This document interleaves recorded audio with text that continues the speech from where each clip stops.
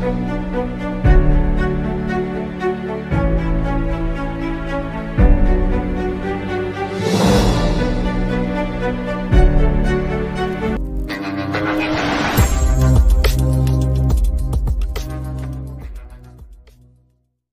ito na mga katiits, so dito ay pinuntahan natin yung area. So itong area ito, dito nakalagay yung X na sign. Okay? So napakalaking X mga katiits. So I think nasa around 12 inches yung bawat linya. Okay, so ito yun. Ito yung area na ito. So atin itong pupuntahan. Okay, so ito yun. So tingnan ng mga katiits para mayroon din kang ma-idea kung ano nga ba yung mukha ng isang legit na X na sign marker. Okay, so dito ating mapapansin yung mga bato dito ay mayroong ganitong design.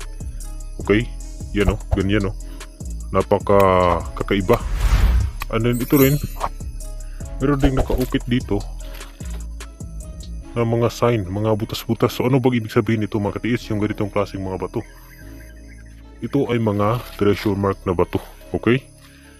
Treasure mark, ibig sabihin, palatandaan na dito sa area ito, mayroon ditong treasure na nakabaon. Okay? So ito yung mga bato ito. Okay, dito marami katiits. So kapag dadaan tayo, galing tayo sa ibaba, dadaan tayo patungo dito, ito yung ating makikita. Okay? So kapag makikita natin ito, ay dito na tayo titigil sa paglalakad. And then yung hanapin natin dito yung main sign. Okay, so ano bang yung mga main sign?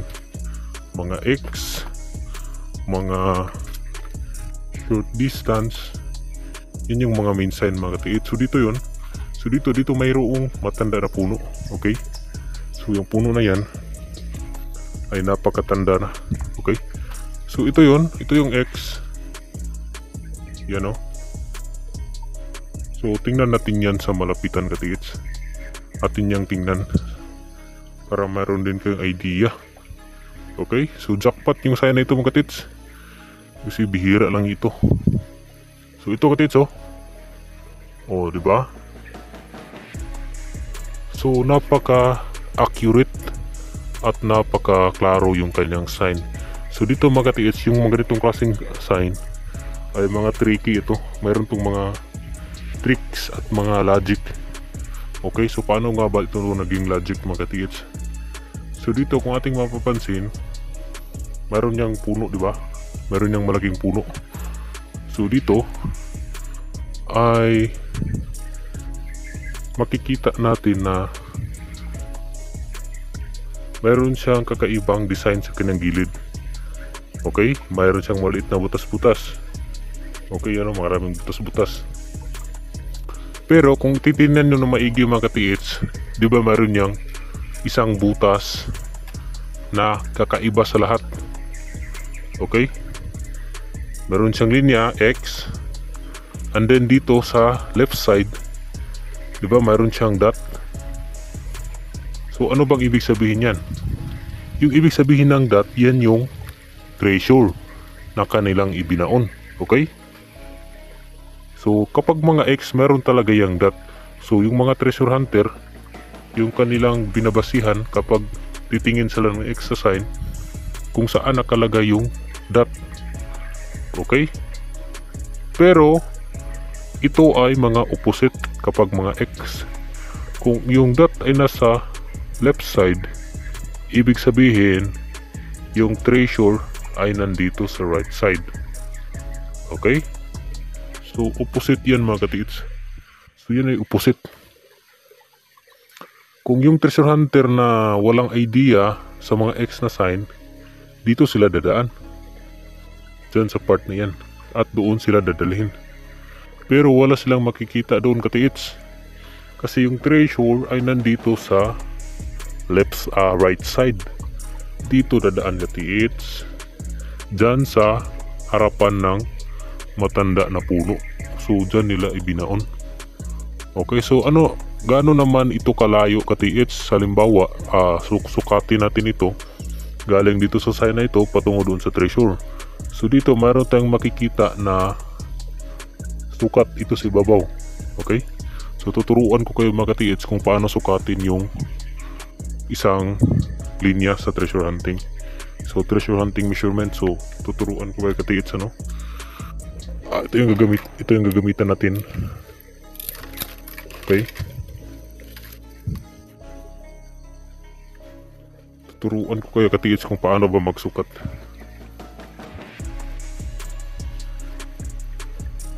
So ito,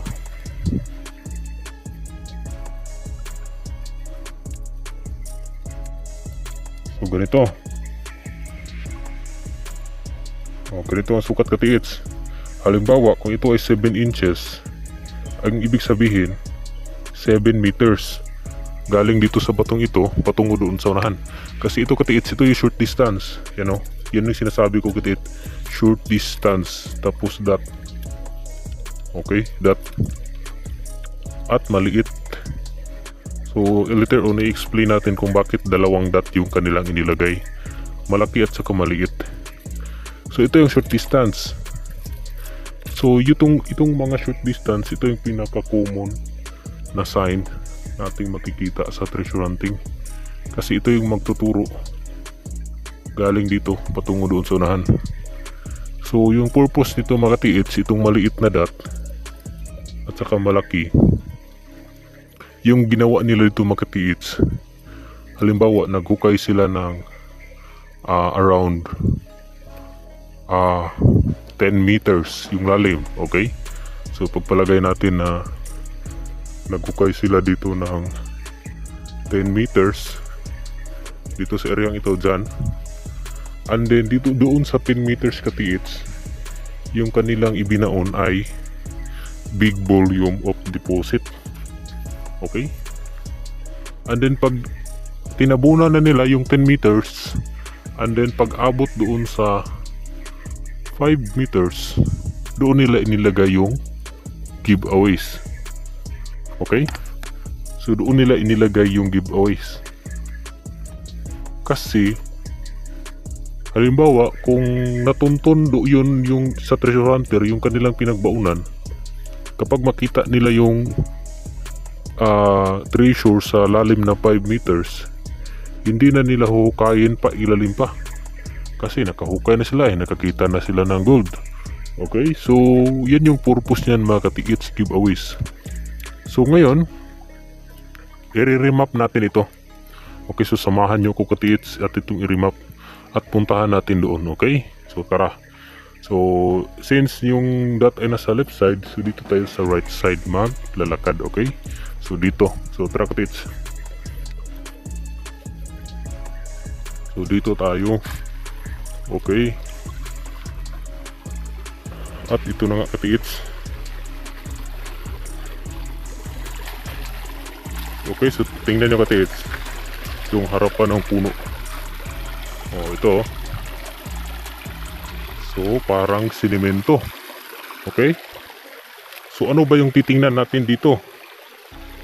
Yung hanapin natin dito yung supporting sign. Okay, dan dito nakalagay yung supporting sign katiits. So yan o. So ito, hinukayan na namin ito. Ito yung hinukay namin. Nasa 5 meters lang yung lalim. Okay, so doon sa 5 meters at doon lang natin nakuha yung giveaway. So mahirap paghukay mga katiits kapag mayroon tubig. Kasi mapupuno yan. So sinadya nila dito sila maglagay ng treasure sa creek. Kasi kapag maghukay kayo, mayroong tubig. So ito yung pinaka mahirap na hukayin. So around 5 meters yung nahukay natin. So ilang taon na rin yung nakalipas mga katiits. Ngayon ibabahagi natin para mayroon din kang idea. Okay, so ito yun. Ito yung supporting sign.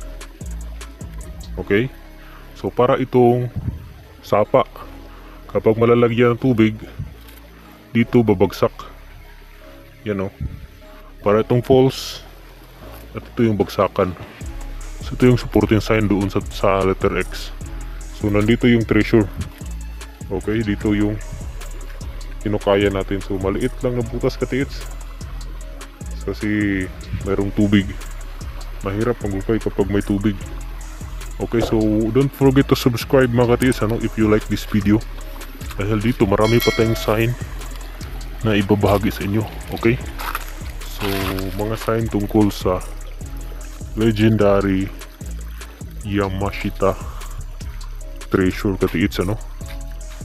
So yan yung pinaka basic na decoding. So kahit wala kayong detector, kung marunong kayo magbasa ng sign, ay makakita ka talaga kayo ng treasure mga katiits. Okay, so yun lang mga katiits. So maraming salamat, and don't forget to subscribe our YouTube channel. Okay.